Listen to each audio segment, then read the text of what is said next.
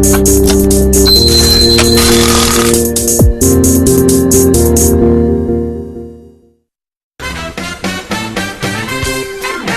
여러분 안녕하십니까. 주식승천 어제가 월요일, 오늘 두 번째 요일을 맞이한 화요일, 저 주생 김도영이 여러분들의 주식승천 책임지러 다시 진행자 자리로 왔습니다. 애널리스트를 하다가 진행자 자리까지 오다 보니까 정신없이 하루를 매일 보내고 있는데요. 연말연시 이제 다가오죠. 벌써부터 연말연시란 얘기를 해야 되나 싶을 정도인데요. 그만큼 저도 오늘부터는 상당히 술자리들 예약을 잡는 전화가 좀 많이 왔었습니다. 근데 일단 주식승천을 하고 있기 때문에 쉽사리 참석을 하기는 어려울 것 같은데요. 여러분들도 그만큼 벌써부터 계획하고 계시는 분들 많으시죠. 가족들과 연말을 보내기 위해서 이때부터 막년회를 좀 많이 준비를 하고 계시는 것 같은데요. 하지만 조심하셔야 될 것 같습니다. 이때쯤 되니까요. 역시 영락없이 경찰청에서 지시가 좀 내려왔다고 합니다. 경찰이 연말연시 음주사고 예방을 위해서 그죠? 같이 다치면 안 좋을 것 같습니다. 특히 주식하시는 분들 음주의 주자가 같이 주식의 주자가 되면 안 될 것 같은데요. 22일부터 내년 1월 29일까지입니다. 이때 일제 음주 단속을 할 경우는요. 아침에 출근하실 때도 단속 대응을 하셔야 되기 때문에 조심하셔도 너무 과음하지 마셨으면 좋겠습니다. 흥겨운 시간들만 가지셨으면 좋지 않나라는 생각이 들고요. 특히 불시에 음주군만 걸리지 마셔야지만 시장에서 참여자로 계속 매일 참여하실 수 있겠죠. 자, 우리 이제 음주 방송은 아니지만 주식승천 지금부터 화요일 방송 책임지러 한번 가보도록 하겠는데요. 중요한 시점인 것 같습니다. 오늘 강한 반등세 나왔죠. 유가증권 시장은 외국인과 기관의 쌍끌이 매수세가 지속되면서 20.83포인트 상승 마감한 2031.64포인트로 거래를 마쳤습니다. 과연 여기가 다시 고점인지 잠시 뒤에 우리 멘토들을 통해서 정확하게 읽어보도록 하겠고요. 하지만 코스닥 같은 경우는요, 수급, 특히나 기관의 부재가 좀 있었습니다. 오늘 같은 경우는 금융투자의 압박이었던 것 같은데요. 4.04포인트 하락 마감한 505.50포인트로 거래를 마치는 모습이었습니다. 원달러 환율 추이 같은 경우는 1.5원 하락 마감한 1056.40으로 거래를 마치는 모습이었고요. 선물 시장 역시 강한 상승세 이후에 막판부에 조금 눌림 조정이 좀 나온 것 같습니다. 자, 그러면 유가증권 시장은 방긋 웃었습니다. 과연 유가증권 시장의 포트로 구성한 우리 멘토들의 성적은 좋았었는지 궁금하고요. 또한 코스닥 쪽으로서는 이 부분을 위축되지 않고 잘 빠져나갔는지 포트폴리오 성적표 확인하도록 하겠습니다. 네, 저희 운영 원칙입니다. 제시한 매수가에서는 플러스 마이너스 3% 밴드에 적용해서 저가 편입이 시도가 되고요. 포트폴리오는 최대 5종목으로 포트에 편입이 된다라고 말씀을 좀 드리도록 하겠습니다. 자, 첫 번째 주제 한번 살펴볼까요? 네, 최명성 멘토의 포트폴리오입니다. 금일, 결국은 이제 전기료 인상이 나왔죠. 산업료가 6.4%로 언급이 되었고요. 그럼으로 인해서 한국전력이 6.8% 급등 마감하는 모습입니다. 그래서 한국전력 9.8% 수익률을 기록하고 있겠고요. 역시 안전하게 포트를 구성하시면서 전 종목 플러스권으로 들어오면서 보유 의견 주셨습니다. 정동 멘토의 포트폴리오입니다. 기노 분명히 필요하다. 가치 투자, 제대로 된 가치 발굴이다. 라고 말씀을 해주셨는데요. 두산엔지 3.82% 상승 마감을 하면서요. 6.3% 수익률을 기록하고 세 종목 보유 의견 주셨네요. 정재훈 멘토의 포트폴리오입니다. 하레몰릭스가 금일장 3.15% 상승 마감하는 모습이었고요. 인터파크 전일 시초가 매도 의견을 주셨죠. 1,450원에 전량 손익 처리가 되었습니다. 그래서 3.5% 손익 처리로 수익 실현 매도 처리되었습니다. 축하드린다라고 말씀을 좀 드리겠고요. 하림홀딩스가 드디어 30% 다시 넘어서면서 30.4% 기록하네요. 이상로 멘토의 포트폴리오입니다. 에버다임이 금일장 0.9% 상승 마감하는 모습이었는데요. 벽산이 22.2%로 현재 수익률을 기록하면서 세 종목 보유 의견 주셨습니다. 이드코 멘토의 포트폴리오입니다. 이분도 역시 짧게 대응하시는 부분 같은데요.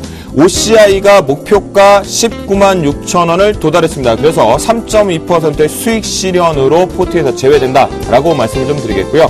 KMW 잘 가다가 좀 쉬어가는 모습입니다. 그로 인해서 내일장 시초가의 차익 실현, 손익 처리로 매도 의견을 주셨습니다. 그래서 현재 4.4% 수익률이긴 하지만요. 내일 시초가의 포트에서 수익 실현 빠져나가기를 바라보도록 하겠습니다. 이효열 멘토의 포트폴리오입니다. 원익 IPS, 그죠? 오늘 좀 아쉬운 부분이 좀 있었는데요. 역시 4.23% 하락 마감하는 모습에서 하지만 수익률 5.4%를 기록하고 있습니다.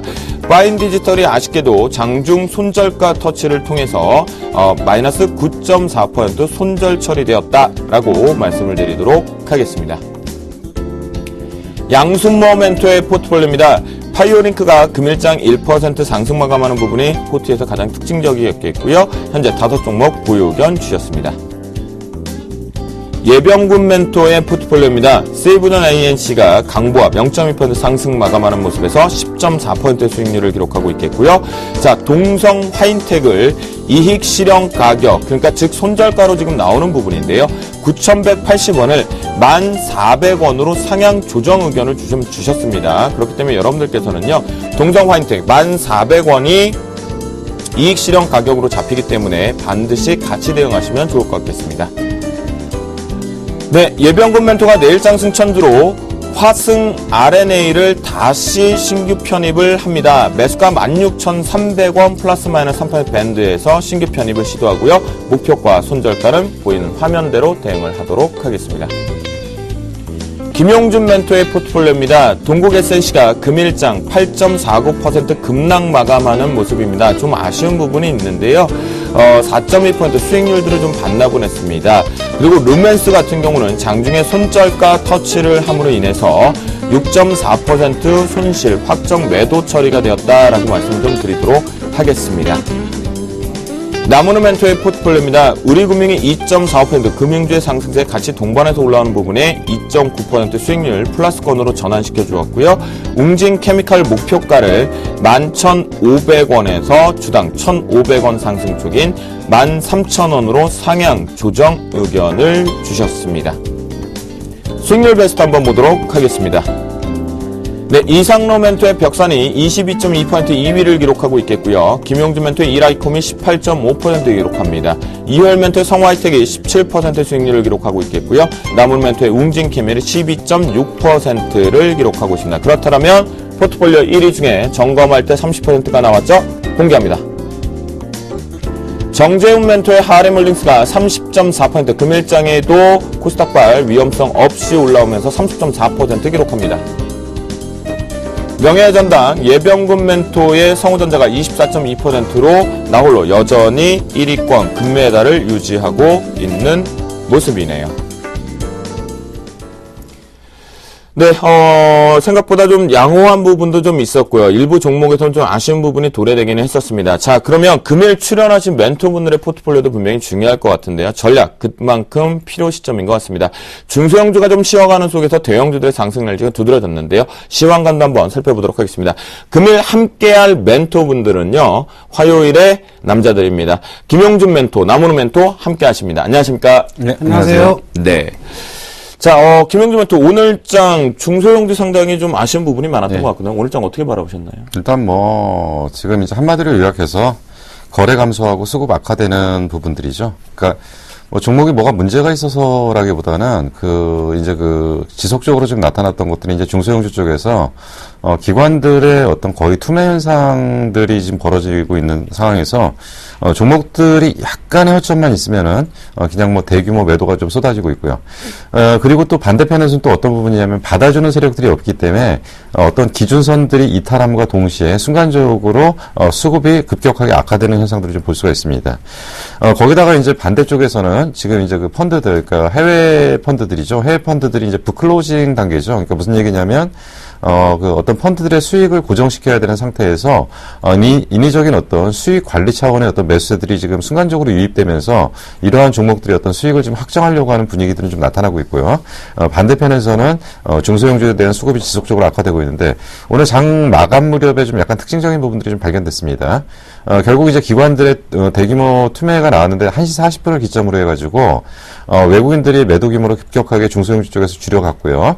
그리고 이제 기관들도 그 외국인들이 매도 규모를 줄여 나가는 가운데서 일시적으로 잠깐 멈췄다가 장 막판에 동시효과 때 약간 충돌을 하는 부분들은 좀 보였는데 결국 내일 이것이 이제 어떻게 반영할 거냐가 좀 나타나는 것이 이제 중요하다고 일단 판단이 됩니다. 그러니까 결국 내일 같은 경우에는 외국인 쪽에서 어떤 수급 개선이 나타나게 된다면 기관도 매도를 멈출 거고요. 그리고 장 막판 무렵에 그 대규모 외국인 개인들이 사던 물량들을 그 비중을 축소하는 부분들은 조금은 어떤 그 변화들이 좀 생기는 조짐을 좀 나타낼 수가 있고요.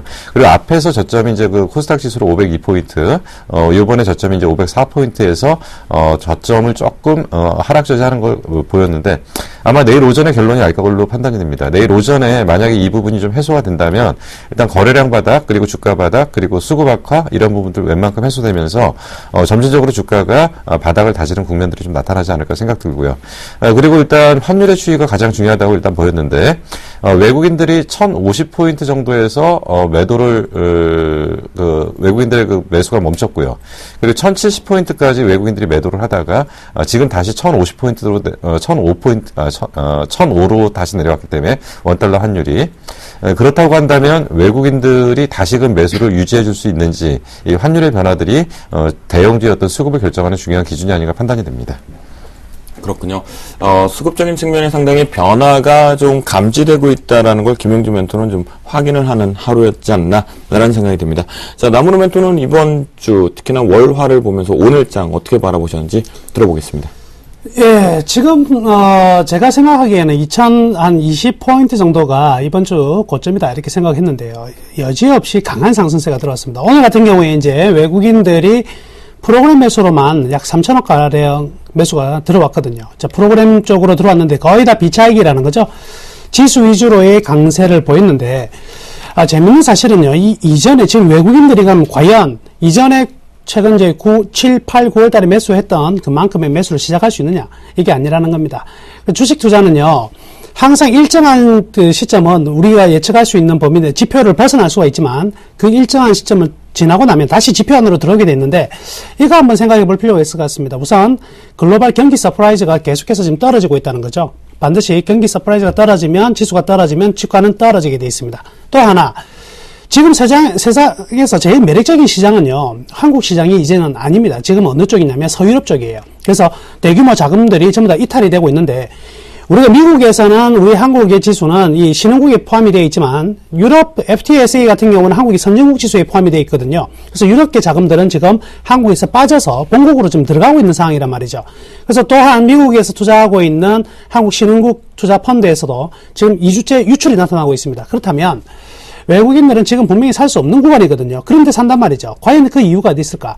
일정 부분 이익 실현과 종목의 포트를 변경하기 위한 내용이 아니겠나. 이렇게 우선 생각해 볼 수가 있습니다. 그렇기 때문에 현재의 상승에 도취되거나 또는 너무 과대한 해석을 통해서 앞으로 이제 조정이 끝났으니까 계속 갈 것이다. 이렇게 판단해서 공격적으로 들어가는 것은요, 철저히 굉장히 당할 우려가 많다. 이렇게 먼저 말씀해 드리겠고요.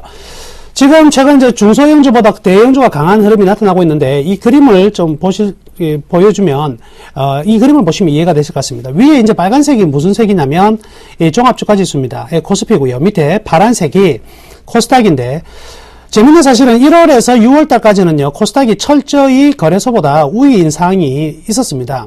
그 이유는 간단하죠. 뱅가드라는 9조 3천억의 매도가 나올 수밖에 없는 환경이었기 때문에 숨 쉴 공간은 코스닥밖에 없었다. 그러나 이 수익률 갭이 지수 측면으로 너무 많이 벌어지게 됐거든요. 그러면 이 벌어지게 된 갭을 지금은 메꿔가는 과정입니다. 그래서 제가 이제 하반기 계속 접어들면서 이제부터 앞으로도 어떻게 되냐면 수익률이 역전 현상이 일어날 것이다. 결국 외국인들이 다시 들어오고 현재의 수급은 전부 다 거래소 쪽으로 집중이 된다면 지금 이제 거의 맞닥뜨려지는 부분이죠. 그래, 올해 기준으로 본다면 지금 이제 거의 둘이가 마주치는 국면. 아직까지도 코스닥이 조금 더 거래소보다 높은 상황인데요. 역전으로 돌아설 가능성이 크다. 여기에 대비해서 기관들은 한정적인 자금, 지금도 기관들의 펀드에서 자금은 유출되고 있는 상황이거든요. 기관이 돈이 없어요. 그래서 거래소 쪽으로 대응주를 준비하기 위해서는 또 코스닥을 팔아야 되는데, 그런 입장이다 보니까 수급 쪽에서 한쪽에서 쏠림 현상이 발생하죠. 그래서 거래소가 급등하게 되면 코스닥이 못 올라가고, 거래소가 급락이 일어나면 코스닥은 더 많이 떨어지고, 대신에 거래소가 쉬게 되는 구간은 또 중소형주의 랠리가 나타날 수 있는 상황인데요. 그래서 지금은 앞으로 당분간도요, 거래소 우위의 시장이 좀 펼쳐지지 않을까, 이렇게 판단해 볼 수가 있겠습니다.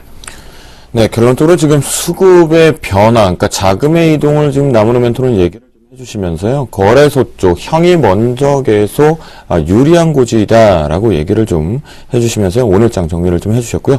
자, 두 분께 오늘 좀 짧게 여쭈도록 하겠습니다.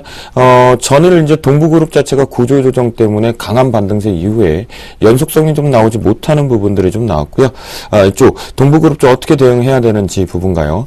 금일장 이제 반짝 부분에서는 전기요금 인상이 이제 언급이 되면서 강한 유틸리티 쪽에 강한 상승세를 동반했는데요. 지속 가능성 있는지 한번 살펴보도록 하겠습니다. 김영주 멘토. 네. 두 가지를 다 말씀하시는 건가요? 네. 예. 일단 동부그룹 같은 경우에는 일단은 그 동부그룹의 핵심 중에 핵심이라고 할 수 있는 동부 하이텍을 매각을 한다라는 얘기는 거의 포기한다는 얘기입니다. 결국 무슨 얘기냐면 동부그룹에서 더 이상 이제 먹고 살 수 있는 방법들이 없고 미래가 없는 상태에서 당장의 구조조정을 한다는 얘기는 뭐냐면 일단은 숨만 쉬겠다는 얘기겠죠. 그렇다고 한다면 당장의 어떤 주가에서 동부 CNI라든가 이런 것들이 약간 지주사 성격이 강한데 이쪽에 급등을 나오는 가장 큰 이유는 결국은 일시적인 그 어떤 유동성의 부분을 해결했다고 하지만 결국 중장기적으로 회사를 그러니까 그룹을 키워 나갈 수 있는 방법이 없다라는 거에서는 분명히 문제점으로 좀 제기를 하고 싶습니다. 그렇기 때문에 동부그룹에 대해서 크게 긍정적으로 보기는 좀 어려울 것 같고요. 그럼 가지고 계신 분들은 지금이라도 일단 단기 차익자 쪽으로 빨리 빠져나오거나 손실 구간이 축소가 되었으면 빨리 빠져나오는 게 좋겠네요. 아니요. 지금 제가 말씀드리는 건 그룹 차원에서 말씀드리는 거고 네. 주가 차원에서 더 갈 수 있다는 얘기죠. 주가 차원에서는 더 갈 수 있다. 그렇지만 그룹 차원에서는 조금 미래 먹거리 힘들다. 없죠. 없다고 보는 게 맞는 거죠. 네, 그리고 전기요금 쪽 인상은 잠시 뒤에 한번 들어보겠습니다. 자, 나무노 멘토 동부그룹 주 어떻게 바라보시나요? 역시 그 화끈한 구조조정 계획안이 아주 시장에 먹혀 들어갔다 이렇게 볼 수가 있겠습니다. 뭐 과거에 이제 70년대 루카스 이론을 보면 이제 사람들은 합리적 기대를 가지고 있기 때문에 평이한 우리가 기대치만큼의 어떤 내용이 나와가지고는 안 된다 이거거든요. 지금 한진이나 STX 이런 구조조정은 별로 강하지 못했는데 동부그룹 화끈하죠. 이 부분이 그대로 매칭이 됐다고 보여지고요. 향후 이렇게 슬림화가 된다면은요, 일단 뭐 주가적인 측면도 괜찮을 거라고 저도 생각하고 있습니다. 네. 그래요, 알겠습니다. 자, 그러면 그룹의 위치는 좀 불확실성할 수 있으나 결국 단기적인 주가의 흐름은 좀 더 갈 수 있다라는 의견을 좀 주셨으니까요. 보여 계신 분들 멘토링 한번 따라해보시면 어떨까라고 말씀 좀 드리겠고요. 자, 전기요금 인상 소식 그렇게 좀 달갑게만 생각할 수는 없을 것 같습니다. 올해 참 많이 추울 것 같은데요. 벌써부터 이렇게 추운 것 같은데요. 일단 산업료 쪽이 많이 증가됐다는 건 좀 좋은 모습인 것 같습니다. 자, 추가적으로 주가에 영향 긍정으로 미칠 것인지 김영주 멘토. 예. 일단 뭐 결국 그 전기료가 인상됐다는 거는 기업 측면에서는 이제 원가가 부담스러워지는 거고 뭐 각 가정에서는 그만큼 가처분 소득이 줄어드는 거고요. 한전이 그동안 주가가 못 올라갔던 것은 이제 전기료 현실적인 인상안이라 이런 얘기들이 계속 나왔는데, 제가 볼 때는 오히려 이제 이러한 단순한 어떤 한전의 하나의 측면으로 놓고 볼 게 아니라, 앞으로는 진짜 에너지에 대한 효율적인 사용에 대한 방법들이 구체적으로 나올 거고요. 거기에 대한 가속도가 붙을 가능성이 크다는 거죠. 대표적으로 일단은, 전기료가 차등돼서 어떤 일정한 시간대는 집중적으로, 부과가 된다라고 한다면, 결국 전력 저장 장치를 통해서 이러한 부분들을 완화시키려고 할 거고요. 그리고 에너지 효율을 높이기 위해서 LED에 대한 조명 시기를 조금 더 앞당길 거고요. 이러한 것들이 현실적으로 나올 가능성이 크기 때문에 단순히 한전 하나만 놓고 볼 것이 아니라 전체적인 우리의 흐름이 그렇게 갈 수밖에 없지 않냐. 이렇게 판단을 할 수가 있습니다. 그래요. 나무노 멘토는요? 국민 여러분 죄송합니다. 한국전력 드디어 전기요금 인상안이 발표가 됐는데 저만 활짝 웃고 있습니다. 우리 주식승차 통해서 한국전력 추천해드린 거 기억나시죠? 그 이후에 재추천하지 않았던 것은 또 최명석 멘토님께서 한국전력 추천했기 때문에 전 재추천하지 않았는데요. 그때 말씀드린 거 분명히 기억나십니까? 전기요금 오를 걸 대비해서 우리 뭐 해놓자? 주식 사놓자 그랬잖아요. 제가 2009년에 그 하이닉스라는 종목을 6,000원에 한번 100% 투자한 적이 있는데요. 그 이후에 한 번 더 100% 실은 적이 없는데 우리 회원 가족분들에게 10월 달에 전 종목 다 매도 후 한국전력을 100% 매수시켰습니다. 그런데 그때 이제 급락이 들어왔었거든요. 꿋꿋하게 견뎠습니다. 그래서 지금의 실적이 나오고 있는데요. 일단 한전 같은 경우에는요, 오늘 재료가 나온다고 해서 떨어지는 부분이 아니고요. 일단은 이 전기요금에 대한 기대감, 이미 기대감이 현실이 되었는데, 현실을 넘어서 이제부터 계속적으로 주가가 좀 더 갈 가능성이 있다. 이렇게 봅니다. 물론 이제 우리가 100% 수급에서 조금씩 줄일 필요는 있겠지만은요, 한전의 주가 트렌드는요, 점진적인 상승이 계속 나타날 것으로 기대하고 있습니다.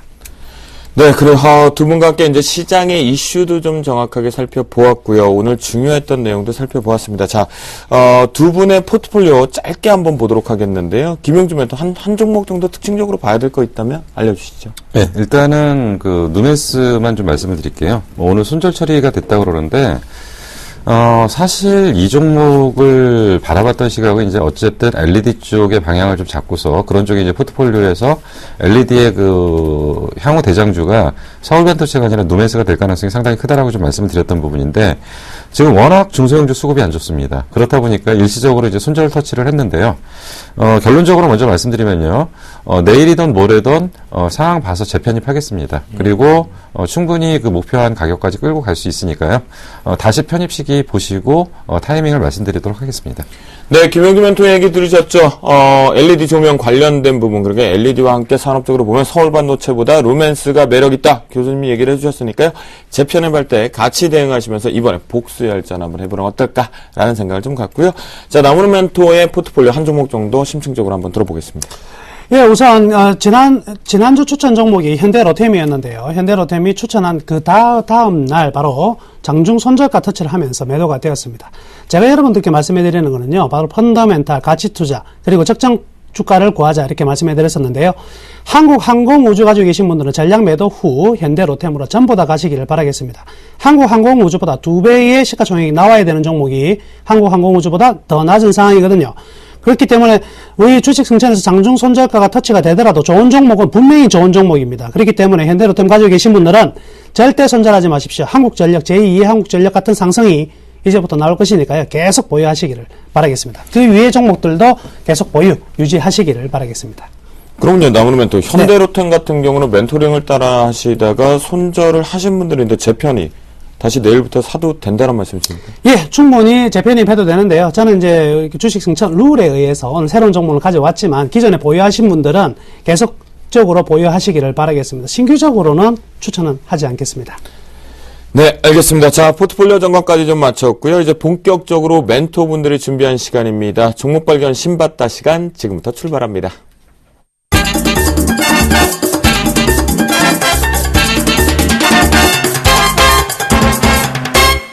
네, 멘토들의 전략을 엿볼 수 있는 시간인데요. 어떤 종목이 기다리고 있는지 어떤 이슈인지 궁금한데요. 오늘은 우리 교수님 김용준 멘토가 준비하셨다고 합니다. 저도 궁금한데요. 귀 좀 끝 세우고 한번 먹거리 있는지 살펴볼까요? 네. 삼성전자에서 지금 라인업이 지금 조정되고 있습니다. 이제 무슨 얘기냐면 지금 이제 그 관련 업계에 따르면 삼성전자는 내년 1월에 미국 라스베가스에서 열리는 CES에서 최고 화질의 77인치 화면, 공면 OLED TV를 선보일 예정이라고 합니다. 이것은 이제 OLED TV 성장함에 따라서 OLED 패널을 생산하는 삼성 디스플레이 라인 증설이 좀 임박했고요. 빠르면은 이달 말, 늦어도 내년 1, 2월에는 그 OLED의 그 A3 라인 쪽에 발주가 나올 걸로 일단 예상이 됩니다. 삼성은 어떤 단순한 어떤 패널 쪽만이 아니라 유리, 핵심 재료, 패널, 부품업체 등 일관된 체제를 갖춘 쪽에서 전체적인 어떤 이쪽에 좀 전력을 다해서 올인한다는 얘기가 지금 기사화된 겁니다. 그렇군요. 자, 이에 따른 종목 발견 신받다 타픽 종목 김용준 멘토의 타픽 종목은요? 예, ICD입니다. 네, 그렇군요. ICD고요. 오래간만에 듣네요. 네. 또 강하게 갈 수 있으니 궁금하고요. 나무르 멘토의 종목 발견 신받다 타픽 종목은요? 제일모직입니다. 네, 제일모직을 최근에 체질 개선했죠. 타픽 종목으로 제시를 좀 해주셨습니다. 자, 그러면요. 그래요. 오늘 오래간만에 또다시 OLED 관련 종목군들의 상승세는 좀 두드려졌던 것 같습니다. 심수정을 한번 들어볼까요, 교수님? 네. 왜 중요하죠? 지금 이제 LCD와 OLED 싸움에서 어디가 이겼다고 보세요? 저는 현재까지는 네. 이제 뭐 LCD 쪽이 완승이 아니겠나 이렇게 생각하고 있습니다. 그렇죠. 예. 대부분 그렇게 많이들 생각하는 것 네네. 같아요. 근데 거기에 맹점이 있습니다. 네. 어떤 뭐냐면 맹점이죠? 플렉시업으로 가려면 뭔가 휘어져야 되잖아요. 네. 휘어져야 되는데 LCD로 가면 절대 못 휘어지죠. 그렇죠. 그렇기 때문에 무조건 OLED로 가야 되는 거죠. 음. 어쨌든 플라스틱이 되든 뭐가 되든 휘어져야 되잖아요. 네. 그러면 지금 이제 당장 화질이 조금 떨어지고 어쩐다 하더라도 결국 휘어져서 가기 위해서는 플라스틱 기판 위에다 정록파를 유기물질을 픽셀한다고 그러죠. 네. 결국 이 작업이 지금 있어야 될 수밖에 없기 때문에 분명히 우리는 지금 약간 늦더라도 결국은 OLED로 갈 수밖에 없는 거 아니냐. 근데 지금 삼성이 만드는 OLED와 그러니까 요번에 이제 그 삼성에서 나온 게 저거잖아요. 그 갤럭시 라운드. 네. 갤럭시 라운드가 지금 알아보니까 기술적인 측면에서 위에서 아래로 휘어지는 거는 굉장히 기술이 높은 거고요. 옆으로 조금 휘어지는 거는 그렇게 큰 기술이 아니랍니다. 그래서 LG께 위에서 아래로 휘어지는 게 나오잖아요. 아니 그 지금 지금 알아보니까 이제 삼성 모델 네. 방법이 기술적인 부분에서 상당히 앞서 있고 이제 LG하고 기술 격차가 좀 상당히 많이 난다고 그러더라고요. 그 부분을 오늘 좀 체크를 해보니까. 네네. 근데 정말 지금 그래서 이제 그놈의 이제 A3 라인 하는데 네. 사실 이 A3 라인이 2010년도부터 나온 얘기잖아요. 그렇죠. 근데 오래됐죠. 진짜 못 가는 삼성의 속내도 있는 것 같아요. 결국 수율이죠, 수율. 네, 그렇죠. 예. 수율 문제가 제일 큰 거. 수율이 뭔지 우리 시청자분들이 솔직히 조금 잘 모르실 수 있어요. 많이 증권방송에 접하시는데요. 예. 김원님 또 조금 이해 쉽게 좀 설명을 해주시면 수율이 뭐죠? 그러니까 결국은 이제 OLED 판을 찍어냈는데 10장 찍었는데 뭐 3장을 버린다 그러면 70% 수율이죠. 네네. 그리고 반을 걷어들였다 그러면 50% 수율이죠. 그러니까 10장 찍었을 때 몇 장이 남느냐의 문제죠. 결국은 예. 이제 대량 생산 부분에서 불량용 부분을 체크할 수 있다라고 예, 봐도 되겠죠? 그렇죠. 근데 네. 이제 사실 삼성의 이제 OLED 수율이 지금 거의 20%대였다고 합니다. 네. 사실은. 근데 이제 최근에 이거 이렇게 방송을 해도 되는 건지 모르겠는데 내부적인 얘기일 것 같은데 삼성이 네, 그런 거는 좀 네, 저희가 생방송이기 때문에 선로? 그거 조금 네. 근데 최근에 좀 많이 올라갔다고 합니다. 근데 이제 지금 이제 삼성에서 이제 완전히 지금 전면 배치를 하는데 그러면 과연 이제 결국은 이제 OLED로 가면서 플렉셔블로 갈 수 있느냐. 결국 이게 아마 OLED를 바라보는 가장 큰 포인트인 것 같아요. 저는 이제 첫 번째 이 OLED 관련해가지고 네. 지금 OLED 가장 강점은 역시 이제 휘어지는 부분인데 첫 번째 드는 생각은요, 꼭 휘어져야 되느냐, TV가. 그에 대한 부분인 것 같고요. 또 하나가 지금 살짝 이제 OLED 저는 염려되는 부분 중에 하나가 뭐냐면 이 과거에 소니를 보는 듯한 느낌을 좀 가지고 있습니다. 왜냐면 지금 삼성전자하고 LG전자가 OLED 세계 선두주자인데 이 두 기업이 너무 굉장히 폐쇄적으로 간다는 거죠. 즉 뭐냐면 부품 업체들이 전부 다 수직 계열화로 가져가고 오픈을 시키지 않아요. 과거 이제 소니가 이 비디오 테이프 만들었을 때 베타를 만들었고 이 마스시다가 이제 VHS를 만들었지 않습니까? 그때 VHS가 성공할 수 있는 거는 모든 이 업체들한테 오픈을 시켰어요.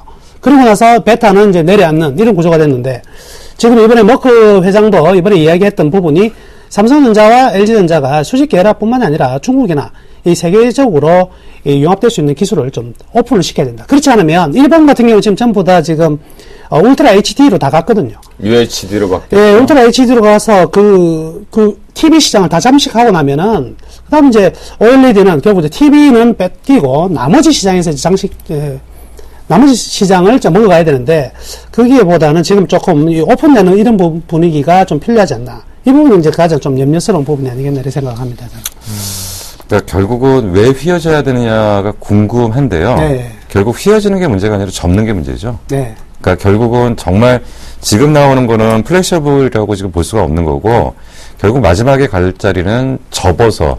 근데 이제 얼마 전에 지금 이제 가장 문제가 됐던 부분이 이제 배터리를 어떻게 접을 거냐의 문제인데 얼마 전에 이제 신문기사에서 보니까 배터리를 5,000번 접어서 아무 이상이 없는 완전한 플렉셔블 배터리를 만들었다는 얘기가 한번 전자신문에 좀 나온 게 있더라고요. 그렇다고 한다면 결국 이제 단계별로 이제 우리나라 이제 지식경제부 지식경제부에서 우리나라 미래 비전을 제시했던 것 중에서 결국은 지금 당장은 휘어지는 게 아니지만은 결국은 점진적으로 해서 2015년도에는 완전히 접었다 폈다 할 수 있는 정도의 상황까지 결국 두루마리까지 갈 수 있느냐는 거죠. 결국 두루마리까지 갈 수 있느냐고 그리고 여기까지 가야 될 이유가 뭐냐면 기존의 어떤 거의 그 정도 수준이라고 그러더라고요. 피처폰에서 스마트폰으로 넘어가고 스마트폰에서 플렉셔블로 넘어가는 단계까지의 어떤 기술의 대변화라고 그러더라고요. 김영현 저 지금 얘기를 좀 들어보니까요. 예. 제가 이렇게 정리가 되는 것 같아요. 이게 뭐냐면 예. 결국 이게 디스플레이 전쟁에서 네. 신성장 먹거리를 가는 단계에 예. 이 OLED 이슈를 기사화해 주신 게 네.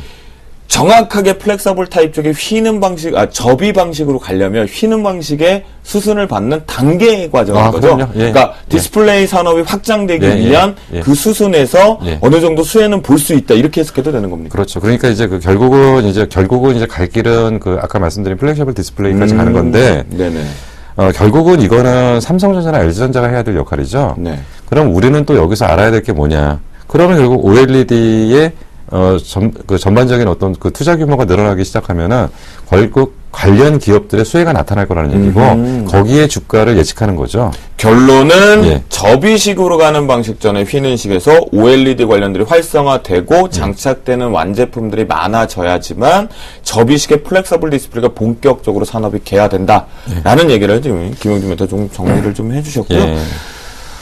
그래서 휘는 거, 접는 거 정말 필요할까요, 김영준 멘토? 우리 앞으로의 미래에서요? 필요하지 않을까요? 저는 사실 개인적으로는 네. 좀 필요할 것 같아요. 예. 이렇게 큰 사이즈로 접어서 가지고 다니면 되기 때문에. 예, 그러니까 결국은 이제 지금 이제 계속 이제 우리가 요번에 굉장히 실망했던 게 두 가지잖아요. 삼성 스마트폰에서요. 왜냐면 갤럭시 기아에 대해서 좀 실망을 했었고요. 그리고 갤럭시 라운드에 대해서 실망했죠. 그러니까 네, 사실 그렇죠. 라운드가 이게 뭐냐 이거지. 조금 휘었는데 이거 뭐에다 쓸 거냐. 근데 어쨌든 삼성은 아니라고 하지만 결국은 일단은 다들 시험용이겠죠. 이제 이 디스플레이 시장 자체가 저는 어떻게 생각하냐면 예전에는 이제 인치 전쟁이었어요. 무조건 큰 거 100인치냐 110인치냐 이렇게 가는 인치 전쟁에서 지금은요. TV는 인치 전쟁 끝났습니다. 집에 200인치 300인치 TV 놓을 수가 없거든요. 그렇기 때문에 인치 전쟁이 끝나고 이제는 디스플레이 다 변합니다. 그러니까 예전 같으면 딱 정형화된 32인치다, 뭐 40인치다, 55인치다 이런 거였는데 지금은 정형화된 것이 아니라 모든 산업에 다 쓰일 수 있다는 거죠. 그래서 휘어지고 접어지는 거는 반드시 필요한 산업이기는 분명히 하나 아직은 조금은 시간을 좀 많이 필요로 하는 그 부분이고요. 또 하나가 삼성전자가 이때까지 해보지 않은 게 하나 있어요. 뭘 안 해봤냐면 장기적인 플랜을 가지고 투자와 그리고 어떤 만들어내는 것을 해보지 못했거든요. 스피드에서는 굉장히 빨라요. 이미 만들어진 거를 추격해서 따라잡는 데는 엄청난 속도를 내지만은 제가 항상 말씀해드렸지만 우리나라 사람들은 제일 약한 부분이요. 문제 푸는 거는 잘하지만 문제를 내지를 못하거든요.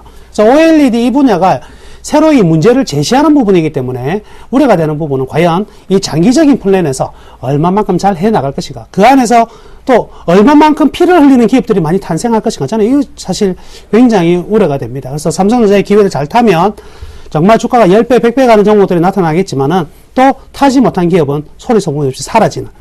그래서 종목에 대한 옥석 가리기가 가장 필요한 시점이 바로 OLED 종목들이 아닌가 이렇게 생각합니다. 자, 그러면 한번 정리를 한번 해보자고요.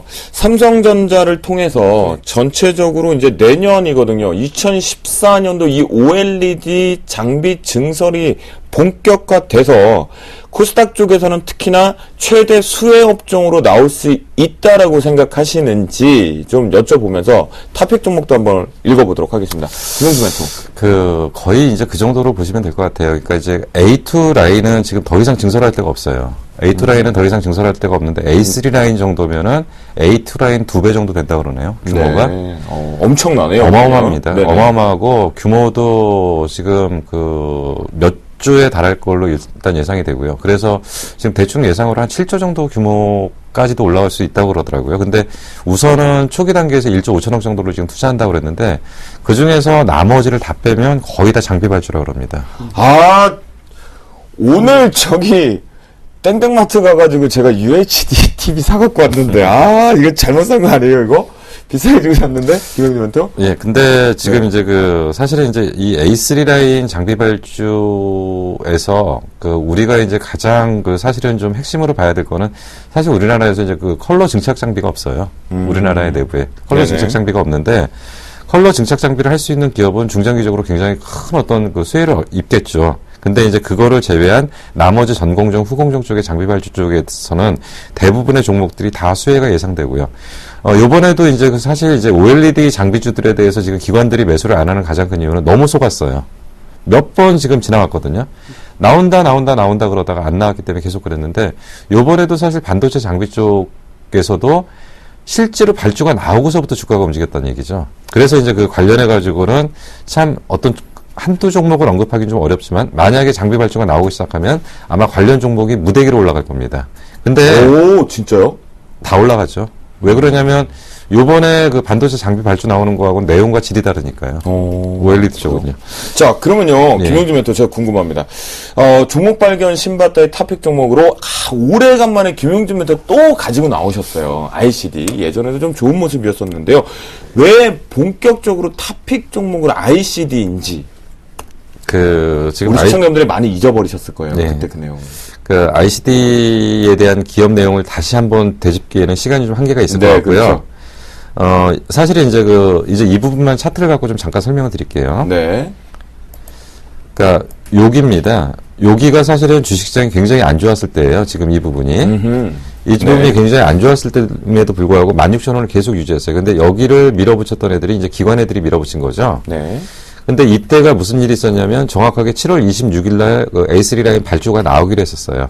근데 이틀 전에 갑자기 긴급 이사회가 소집돼가지고 연기를 한다는 얘기가 나오면서 갑자기 여기서 이제 수급이 엉키고, 그러면서 이제 여기서 무슨 일이 있었냐면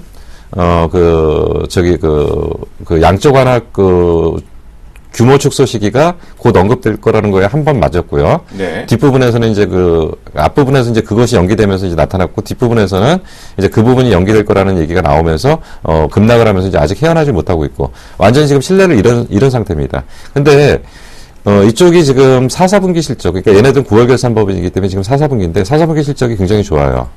근데 문제는 뭐냐면 신규 발주 모멘텀이 없기 때문에 지금 주가가 못 움직이는 거거든요. 네. 그럼 신규 발주 모멘텀과 저평가 영역이 맞물려 떨어졌을 때는 가장 탄력적으로 움직일 수 있는 종목 중에 하나고요. 나머지는 일반인들 때가 너무 많이 묻었어요. 물론 이것도 일반인들이 덤볐다가 많이 지쳤거든요. 네. 근데 그렇기 때문에 오히려 수급 공백이 나타나면서 기관들이 좀 제대로 움직일 수 있는 종목. 그리고 보통 이제 그런 게 있다고 그러더라고요. 그러니까 삼성전자하고는 서로 간에 협의를 하는 협회가 있다고 그럽니다. OLED 쪽에. 근데 이제 ICD 사장이 협회 회장이라고 그러네요.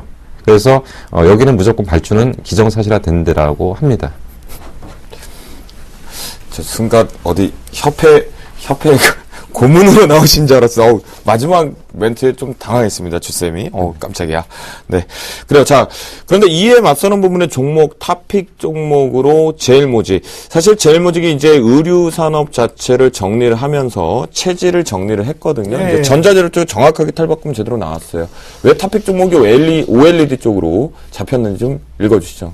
일단 뭐 지금 삼성에서 어쨌든 그 디스플레이 구심점이 LCD에서 OLED로 넘어간 건 사실이고요. 그래서 이제 앞으로 이 장비 업체들의 수주가 많이 증가될 겁니다. 근데 개별 종목군들에 대한 집중적인 내용은요, 몇몇 전문가들, 뭐 김용준 멘토님 같은 분들을 제외하면 사실 거의 잘 몰라요. 그래서 대충 이렇게 들어갔다가는 큰 일을 당할 경우가 많거든요. 그래서 모르면 뭐 하자. 대박 먹지 말고 중박 먹자. 아니면 소박하게 먹자.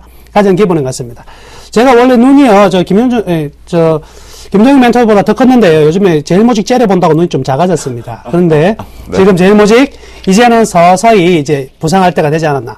일단 뭐 전자재료 부분에서 계속 집중적으로 투자를 하고 있던 부분이 있고요. 그 다음에 2차 전지 분리막 뿐만 아니라 향후 이 태양광 전지 페이스트 그리고 OLED의 가장 핵심적인 회사가 될 것으로 이렇게 판단합니다. 최근 이제 노바 LED 같은 경우도 인수가 되면서 본격적으로 일단 실적 개선, 그리고 향후 기대치까지 다 가지고 있는 거고요.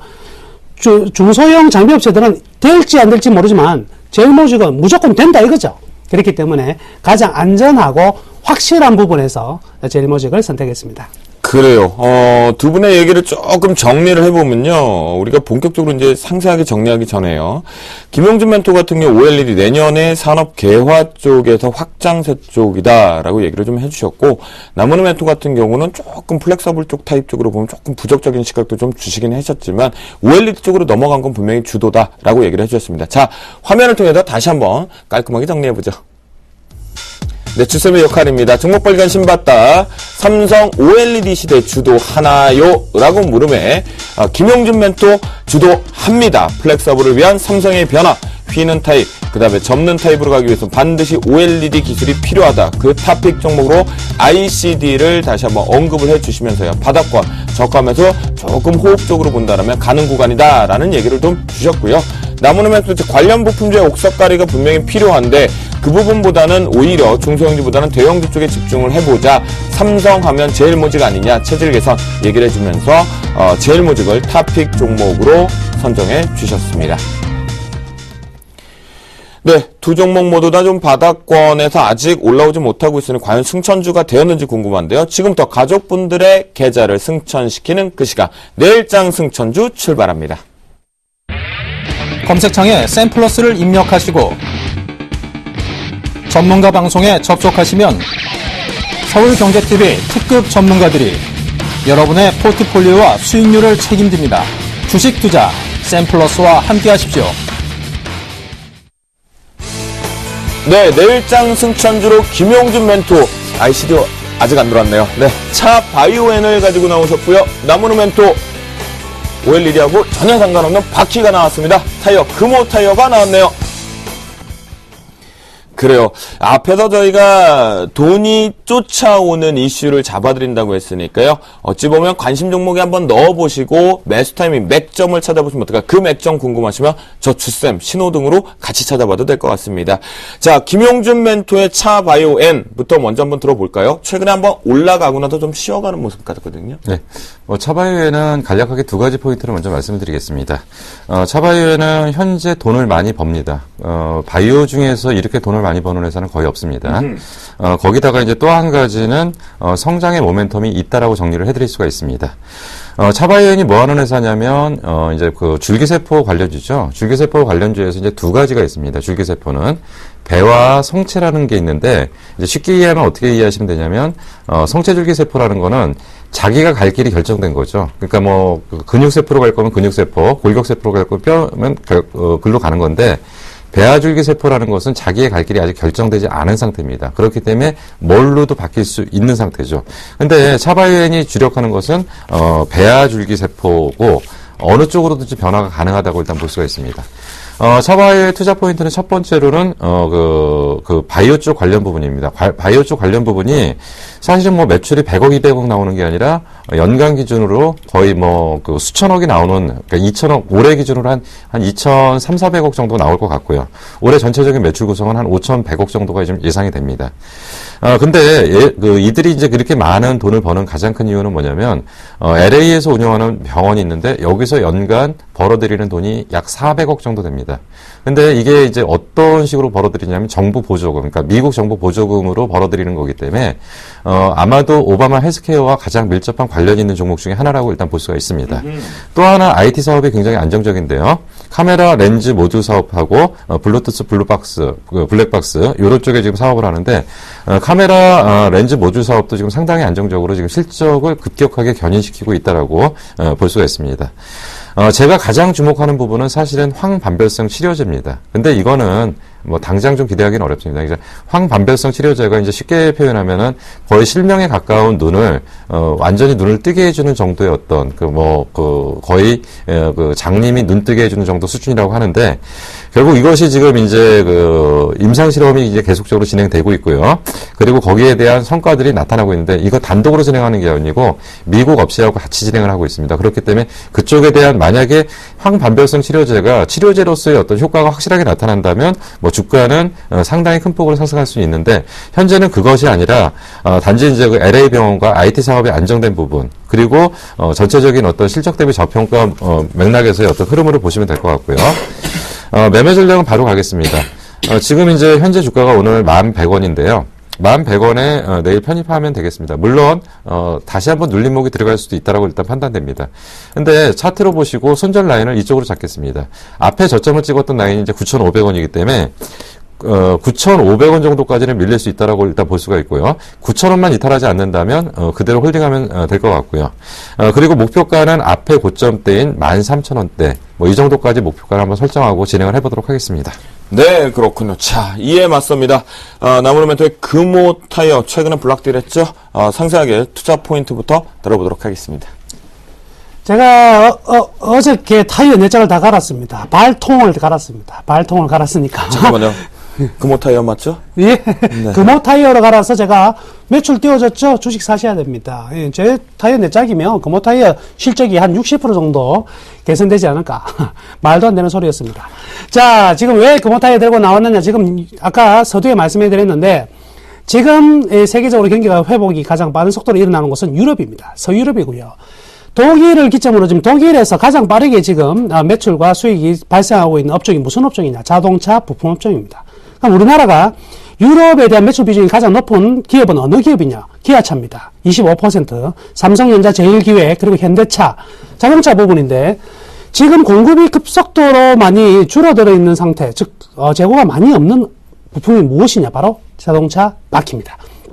그래서 타이어 업종에 대해서 관심을 꽤 많이 이제 가져야 될 사항이다. 이렇게 제일 먼저 말씀해 드리겠고요. 우선 이제 금호 타이어 한다면 일단 한국 타이어, 그 다음으로 대형 회사다. 이렇게 보시면 되겠죠. 금호 아시아나 그룹에 소속돼가지고 탈도 많고 말도 많았던 종목입니다. 그렇지만 분명히 체질 개선에 굉장히 잘 나섰고요. 일단 중국 시장 점유율이 회복이 되지 않은 관계로 계속해서 매출이 좀 줄어들었었는데 이 부분이 이제 중국의 어떤 자동차 점유율이 점진적으로 증가되면서 타이어 시장도 다시 한번 늘어날 가능성이 많습니다. 뿐만 아니라 지금 가지고 있는 금호 타이어의 어떤 문제점 하나가 뭐였냐면 바로 이제 브랜드 가치인데 이 브랜드 가치를 보시면 이 세계 시장에서 제조업별 점유율을 보시면 브리지스톤이나 미셸린, 구디어 타이어가 다 잡고 있는데 한국 타이어와 금호 타이어는 굉장히 작은 비중이었거든요. 그런데 지금 어떤 게 나왔냐면 글로벌 자체가 이제 자동차가 굉장히 좋아지다 보니까 타이어도요. 기존의 타이어가 아니라 초고성능 타이어를 원하게 됐다는 거죠. 여기에서 한국 기업들이 굉장히 발빠르게 움직였고요. 금호 타이어 역시 이 부분에서 기대를 충분히 가져도 될 것 같습니다. 현재 순이익이나 매출액은요, 이 지표에 보시다시피 전체적으로 좀 떨어지고 있는데 매출의 감소보다 순이익과 영업이익 감소가 굉장히 컸었어요. 따라서 주가가 굉장히 많이 떨어진 상황이긴 하지만 이제부터는 좀 차원이 좀 달라질 가능성이 크다. 이렇게 봐야 될 것입니다. 재밌는 지표 제가 하나, 가치 지표로 하나 분석해 드리면은요. 이 기업을 제가 분석하면서 적정 가치를 뽑아보니까 재밌는 금액이 나오는데요. 이익 자산에 대한 적정 주가가 16,290원 정도 나오는데, 그래서요, 제가 여러분들한테 파격적인 가격을 하나 뽑아서 여러분들께 제시해 드립니다. 뭐냐면, 손실 제로의 매수 가격이라는 게 존재한다. 즉, 이 가격에 사면은 절대 손실 보지 않는 금액이다. 이렇게 말씀해 드리겠고요. 이 가격을 뽑아보니까 11,400원 정도 나오거든요. 그러면, 지금 가격이 얼마냐? 차트를 보시면은요. 지금 가격이 12,350원이니까 한 돈 1,000원 더 준다면 여러분들은 절대 손실이 나지 않는 금액에서 매수를 하는 거다. 즉 여러분들이 손실 볼 수 있는 최대의 금액은 1,000원이다. 그럼 적정 가격이 16,000원이니까 위로는 4,000원, 아래로는 1,000원. 어디에다 베팅 하시겠습니까? 그래서 금호 타이어가 지금은 가장 좋을 것 같고요. 뿐만 아니라 지금 타이어 업종에서 완벽히 변신한 기업들이 몇 개 있습니다. 넥슨 타이어가 대표적인데 이 넥슨 타이어가 무모한 배팅을 한다고 2008년, 9년에 말이 많았었어요. 왜냐면 전부 다 해외를 가는데 창녕의 공장을 1조 몇천억 투자를 해가지고 투자를 했었죠. 그 결과 넥슨 타이어 주가가 굉장히 많이 올랐고요. 지금 동아 타이어 같은 경우에도 바퀴 잘 굴러가고 있습니다.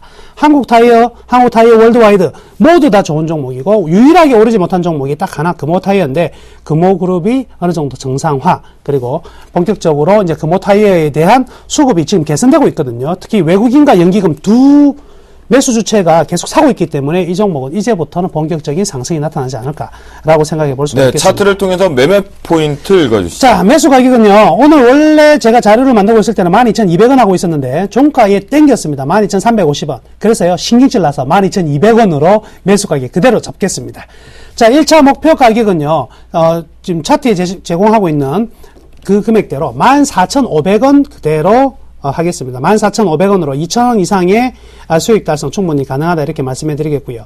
손절매 가격 1,500원 굉장히 낮게 잡았습니다. 순간적으로 찍을까 싶어가지고 무서워서 낮게 잡았는데요. 손절매 가격이 절대 손실 제로 매수 가격보다 더 낮은 가격이죠. 가능성 거의 없다. 걱정하지 마시고 매수하셔가지고 좋은 수익, 많은 수익 만들어내시기를 바라겠습니다. 네, 그래요. 상당히 좋은 매매 전략까지 금호타이어 잘 들었습니다. 특히 최근에 기관 블락들이 됐던 종목이니까 유심하게 좀 보실 필요가 있겠고요. 김영준 멘토 차 바이오 N과 그리고 금호 타이어 기대 한번 많이 해보도록 하겠습니다. 바다에서 돌아오니까요. 반드시 보겠고요. 자, 제가 이제 떠나기 전에 고지 한번 해드리고 떠나야겠는데요. 자, 예병금 멘토가 무료 공개 방송을 합니다. 예각의 스마트 증권 강의라는 슬로건과 함께 매주 화요일과 목요일 밤 10시부터 저희 plus.cntv.co.kr 샘플러스를 통해서 생방송 진행된다. 장중 공개 방송입니다. 장후 공개 방송입니다. 밤 10시요. 오늘 방송 끝나자마자 생방송 바로 진행한다. 라고 말씀드리겠고요. 정재훈 멘토의 강연회도 준비되어 있습니다. 이번 주 토요일 오후 2시겠고요. 금융투자협회에서 황금마디 매매 기법에 대한 공개 예정이라고 하십니다. 오후 2시에 진행하니까요. 무료입니다. 반드시 여러분들 콜센터에 전화해 주셔서 같이 들어가셔서 마디 매매 기법 대응하시면 좋을 것 같겠습니다. 자, 시청자 여러분, 화요일 방송 잘 보셔서 대응해 주셔서 감사하다는 말씀 좀 드리고요. 저는 또 어김없이 내일 밝은 모습으로 찾아뵙도록 하겠습니다. 시청자 여러분, 편안한 밤 보내시고요. 저 김용준 멘토와 나무로 멘토 손 꼭 잡고 퇴근하도록 하겠습니다. 시청자 여러분, 감사합니다.